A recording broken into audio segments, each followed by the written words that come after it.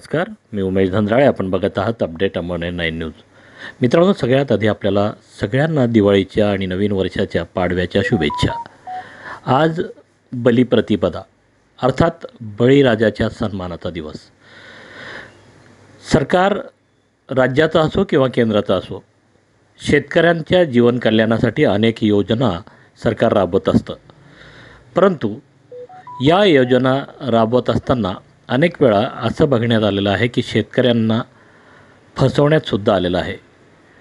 आणि अनेक योजनांमध्ये अशा प्रकारची फसवणूक झाल्यानंतर शेतकरी हताश होऊन न्याय मागण्यासाठी इकडे तिकडे फिरताना दिसत असतो. आजचा हा विशेष वृत्तांत अशाच शेतकऱ्यांच्या बाबतीतल्या एका महत्त्वाच्या मोठ्या घटनेविषयी आम्ही आपणासाठी घेऊन आलेलो आहोत.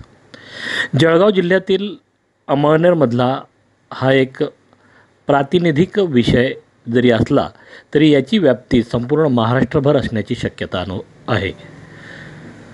योजना म्हटली की त्यामध्ये सरकारी यंत्रणा आली आणि दलालसुद्धा आले आणि नेमक्या याच ठिकाणी शेतकऱ्यांच्या अज्ञानाचा म्हणा किंवा अशिक्षितपणाचा म्हणा फायदा उचलण्यात येतो. अशाच प्रकारचे आरोप अमळनेर तालुक्यातील शेतकऱ्यांनी सध्या केलेले आहेत. पोखरा योजनेअंतर्गतच्या शेडनेट प्रकल्पासंदर्भात. शेडनेट प्रकल्पामध्ये कोट्यवधी रुपयाचा भ्रष्टाचार झाल्याचा आरोपसुद्धा या शेतकऱ्यांनी एका पत्रकार परिषदेच्या माध्यमातून केलेला आहे.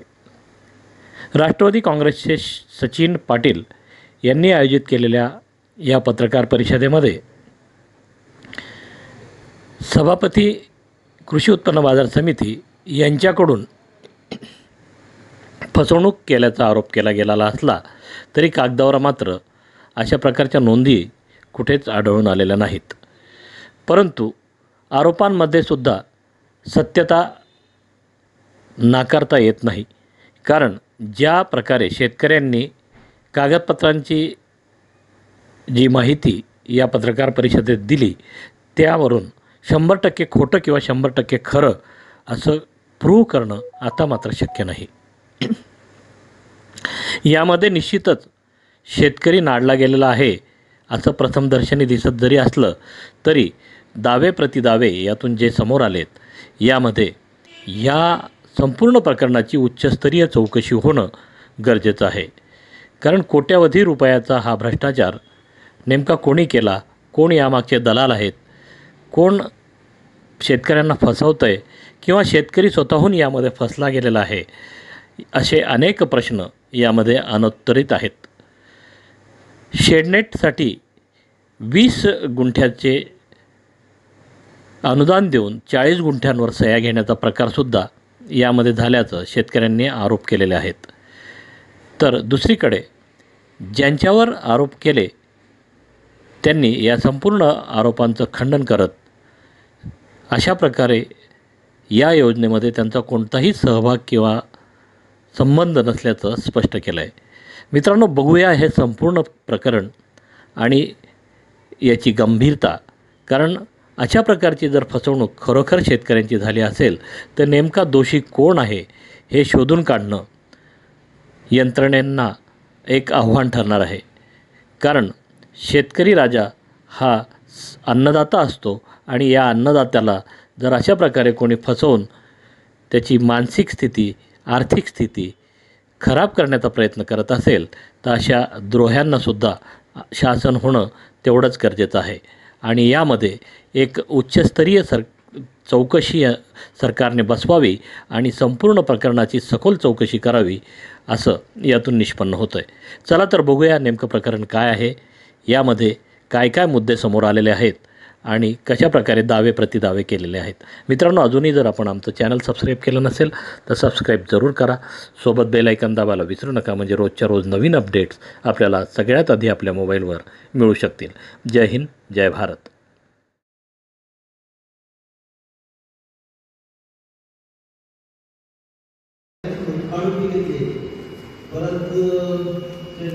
फक्त 2-4 दिवसात विधी पूर्ण पाठलेली अजून पूर्ण नेट 2-3 लाख रुपये खर्च केले, परत मी दुरुस्त केलं. त्यांच्याकडे आपल्याकडे केलं होती 65,000 पडले सर्व आम्हाला बघा आपल्याकडे काहीतरी द्यायचे 2-3 रुपयामध्ये आम्ही मला तुम्ही टाकून द्या, पैसे देऊ. मी कर्ज 8.5 लाख पूर्ण 10 महिन्याला भेटली तरी 8.5 लाखाची मिळेल. तुम्ही तुमची या 2-3 लाख कंपनी बिलं देते ते बिलं त्या याच्याप्रमाणे ना एस्टिमेटप्रमाणे आता इथं काय झालं कंपनी इथं एस्टिमेट वेगळ्या कंपनीकडे जोडलेलं आहे. पैसे नाव ठिकाणी मग घेतलेलं आहे तेच सांग आहे ना. तो तिथं लिहिला नाही ना, तो इथं मी लिहून आणला, GM ला गेला असं आहे माझ्याकडे स्टेटमेंट.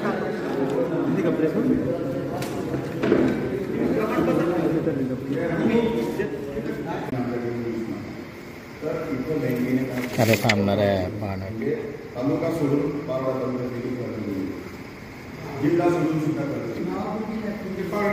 जिल्हा सोडून कर्ज म्हणजे ती एक सुद्धा शेतकऱ्यांना जसं बँकचं काय काम असतं, तुम्ही वाहन घेतो बँकेकडे तुम्ही घेतलं त्यावेळेस ते फोटो एवढं कर्ज भेटणार. त्यांनी मर्यादा ओलांडून जास्तीत जास्त कर्ज यांना देण्याचा प्रयत्न केलेला आहे, संबंधितांकडनं जे काही असेल पैसा वगैरे देऊन. दुसरी गोष्ट, जसं आता काही शेतकरी आहेत पंजाब नॅशनल बँकेने आउट ऑफ कर्ज दिलेलं आहे दत्तक नसताना. आता बँकेत जर साधारण शेतकरी, मी देखील गेलो तर माझं गाव अंतुर्ली रंजाने, मी सांगितलं ना बँकेकडे, दुसऱ्या बँकेत गेलो तो काय सांगतो, तुमचं गाव दत्तक नाही आहे तर तुम्ही आमच्याकडे येऊच नका. तर इथं बँकेने काय केलेलं आहे, आउट ऑफ वे म्हणजे तालुका सोडून पारोडा तालुक्यात देखील कर्ज दिलेलं आहे, जिल्हा सोडून सुद्धा कर्ज दिलेलं आहे, जिल्हा सोडून कर्ज दिलेलं म्हणजे ती एक चूक झालेली आहे. शेतकऱ्यांना जसं बँकचं काय काम असतं, तुम्ही वाहन घेतो बँकेकडनं, मी घेतलेलं किंवा तुम्ही घेतलेलं, त्यावेळेस ते फोटो काढतात. बँक आहे ते किंवा तुम्ही खरोखर वाहन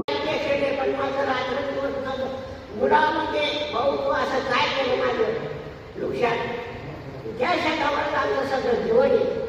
आज आम्ही सगळे म्हणजे कर्ज मिळत नाही, आज बसायचं गेलेलं आहे आम्हाला.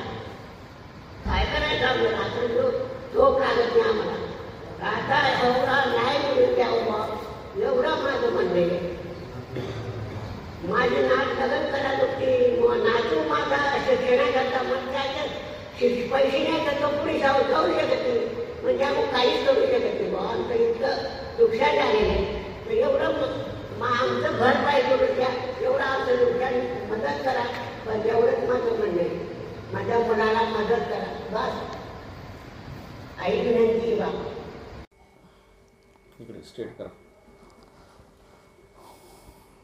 सर्वात अगोदर तर जे हा आरोप झाला हे ऐकून मी तर शॉक झालेलो आहे.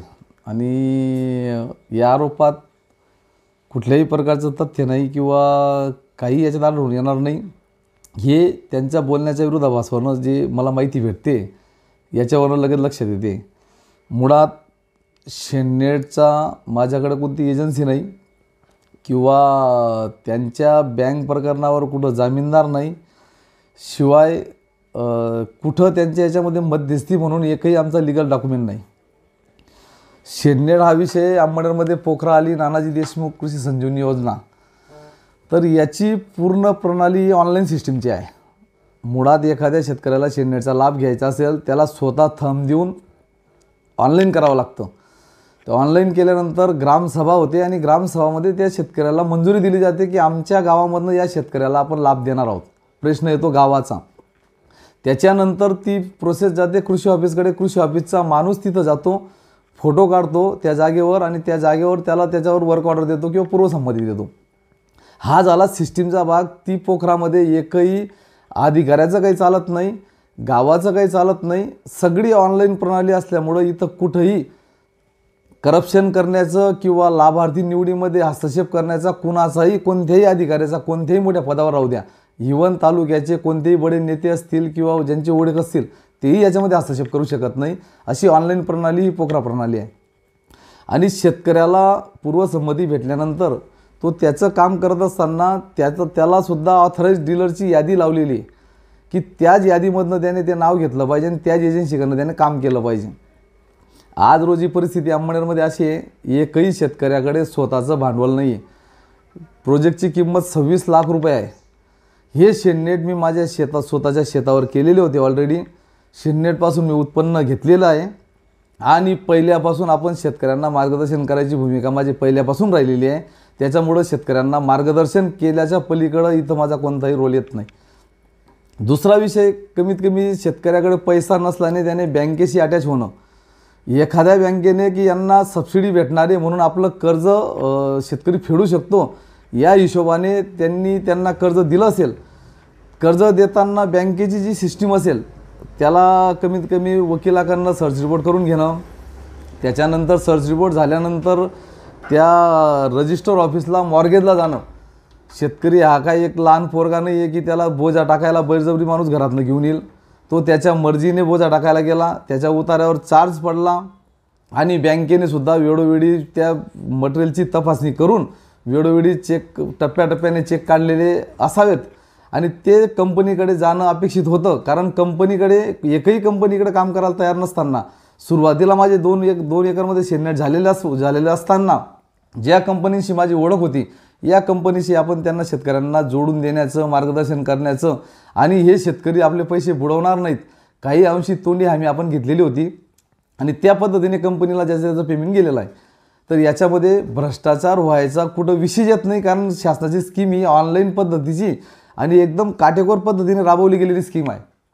आता याच्यामध्ये तुम्ही कुठेही तपासून पहा. बँकेचा विषय आला, बँकने त्याची वस्तू चेक केल्यानंतर बँक कर्ज व्यवहारात देणार आहे आणि संबंधित एजन्सीलाच देणार आहे. ज्या शेतकऱ्याने ते कोटेशन जिथं दिलेलं असेल त्या एजन्सीच्या नावाने चेक निघणार आहे. आणि जर एवढा हा विषय कमीत कमी 3 वर्षापूर्वीचा होता तर जर शेतकऱ्याची 1000 रुपयाची फसवणूक झाली असती तर त्याच दिवशी शेतकरी दुसऱ्या दिवशी बँकेत गेला असता की माझ्या शेतात काम झालेलं नाही, माझा चेक काढू नका, माझ्या कुठं सह्या घेऊ नका किंवा त्यांनी विरोध दर्शवला असता. हे सगळं होत असताना कमीत कमी पोखराचं अनुदान यायला कमीत कमी 6-6 महिने वर्ष लागला. बँकेचं कर्ज झाल्यानंतर जर कुठं फसवणूक झाली असती तर कृषी ऑफिसच्या एवढ्या व्हिजिट झाल्या असताना त्यांनी ॲटम वाईज त्यांना सबसिडी दिली. जे ॲटम तिथं अवेलेबल होते त्याच्यावर त्यांनी सबसिडी बसली असतील. आता कोणते अवेलेबल होते, कृषीवाल्यांबरोबर माझा जायचा काही रोल येत नाही. कृषीवाल्यांनी त्याचं मूल्यमापन केलं आणि ते सुद्धा फोटो अपलोड झाल्यानंतर अनुदान मुंबईहून येतं. पूर्वसंमतीच्या आदेशपासून तर याच्यापासून सगळी सिस्टीम ऑनलाईन असल्यामुळं इथल्या कृषी ऑफिसच्या हातात बी काही राहत नाही किंवा जिल्ह्याच्या कृषी ऑफिसदार त्यांच्यामध्ये हातामध्ये बी काही राहत नाही. विषय येतो फक्त पोखरा स्कीमचा, तो पैसा येतो मुंबईहून आणि तोही शेतकऱ्याचा आधार लिंक खात्याला येतो. याच्यात एखाद्याचा विषय असा झाला की त्याने 1 एकरचं प्रकरण बँकेत टाकलं, 1 एकरचे पैसे बँकेने दिले. कमीत कमी 26 लाखाच्या प्रोजेक्टमध्ये विषय फक्त 18.5 लाखाचा आलेला आहे. कंपनींचे 5-5, 6-6 लाख रुपये ऑलरेडी शेतकऱ्यांकडे बाकी असताना तो त्यांना डिस्काउंट भेटला, मार्जिन भेटली, त्याचा अजून हिशोब मला माहीत नाही. याच्या बाबतीत कोणतीही आपल्याला कल्पना नसल्याने हा जो गोंधळ होतोय, सकाळी यांच्यामुळं कमीत कमी तालुक्यातील शेतकऱ्यांवर जर बोझे पडले तर ही सर्व्हिसची जबाबदारी या कमीत कमी या ज्या मधी दलाल आहेत की ज्यांनी ऑलरेडी माझ्याशी कॉन्टॅक्ट केलेला आहे, माझ्याशी खंडणी मागण्याचा प्रयत्न केलेला आहे. वेळोवेळी त्यांचे माझे फोनसुद्धा आलेले आहेत.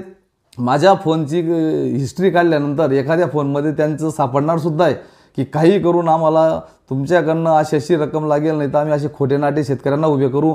50 शेतकरी कमीत कमी जर माझ्या बाजूने सांगायला सकाळी तयार होतील. तालुक्यामध्ये इथंच रडावण असेल, रणायचं असेल, आरडीआनवर असेल, खूप शेतकऱ्यांनी केलेले आहेत. विषय फक्त शेडनेटचा नाही, कमीत कमी शेततळे केलेले आहेत काहींनी, त्यांनाही मी मार्गदर्शन केलेलं आहे. जिल्ह्यापर्यंत त्यांच्यासाठी गेलेलो आहे. अजून दुसरे काही कामं असतील, शेती संबंधित ज्या योजना असतील याच्यासाठी मी प्रत्येकाला मदत करायला केव्हाही तयार राहतो आणि भविष्यातही करणार आहे. आताच अटल भूजल म्हणून योजना येणार आहे शेडनेटसाठी 75% अनुदानावर. तर त्याच्यासाठी मी कॅम्प लावणार आहे शेतकऱ्यांना शेडनेटसाठी मार्गदर्शन करताना, कारण त्याचा अनुभव फक्त मला आहे.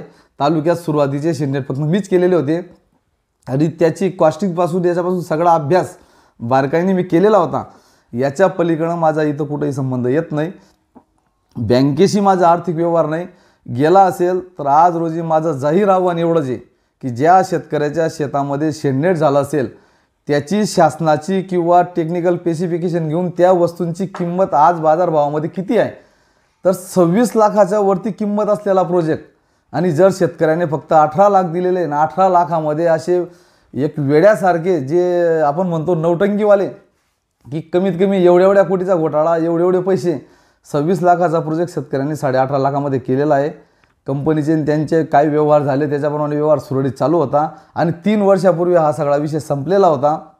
3 वर्षात एकही शेतकऱ्याने कुठेही कंप्लेंट केलेली नाही आणि त्याच्यानंतर बँकेच्या वाल्यांनी तपासणीला गेले असताना बहुतेक शेतकऱ्यांनी शेडनेट जागेवर नसताना किंवा हप्ते का भरू शकत नाही याची वेगवेगळी कारणं बँकेला दिलेली आहे. बँकेकडे बी तसा खुलासा झाला नाही की हे कर्ज मान्य नाही आणि बँकेने सगळं झाल्यानंतर शेवटचं डिस्बर्समेंट खात्री झाल्यावरच दिलेलं आहे. प्रत्यक्ष शेतकऱ्याच्या सह्या घेतलेल्या आहेत आणि आम्ही कर्ज अदा करावे की नाही करावे अशी विचारणा केलेली आहे. त्यांच्या ऑफिसची सिस्टीम आहे. आपल्याला कमीत कमी कृषी ऑफिसला वाटलं तर कृषी ऑफिसची प्रोसेस आपण चेक करू शकतो आजही की सिस्टीम कशा पद्धतीने काम करत होती. तिथं कोणत्याही माणसाचा काहीही संबंध येत नाही. तीच सिस्टीम सेम बँकेच्या बाबतीत येऊ शकते. त्यांची पॉलिसी ठरलेली आहे. व्हॅल्युएशनपासून किंवा त्यांचे बोजे चढवण्यापासून वेळोवेळी शेतकऱ्यांनी 50 चक्रा बँकेत मारलेल्या आहेत, सह्या केलेल्या आहेत, जामीनदारं घेतलेले आहेत आणि सगळी प्रोसेस टेक्निकली पास झाल्यानंतरच बँकवाल्यांनी प्रोजेक्टची पाहणी केल्यावर त्याच्यानंतरच टप्प्याटप्प्याने चेक काढलेले आहेत. त्याच्यामुळं हा फक्त देखावा आहे आणि याच्या मागं फक्त राजकीय षड्यंत्र आहे. याच्यामधलं मार्केटचं राजकारण 100% असणार आहे. एक सामान्य घरामधला सालदारचा शेतकऱ्याचा पोरगा सभापती झालेला काहींना पाहत नाही, पण माझ्या मागे संपूर्ण तालुक्याची आम जनता, आम पब्लिक ही माझ्या पाठीमागे असल्यानंतर मी कोणत्या गोष्टीला घाबरत नाही. फक्त खंडणीवाल्यांना खंडणी न भेटल्यामुळे कमीत कमी याच्यावरचा हा लोक जमा करून खोटा दांगडो करून हा काहीतरी घडवण्याचा कट कारस्थान रचण्याचा प्रयत्न आहे. याच्या पलीकडं या दुसरं काही असू शकत नाही असं माझं वैयक्तिक मत आहे.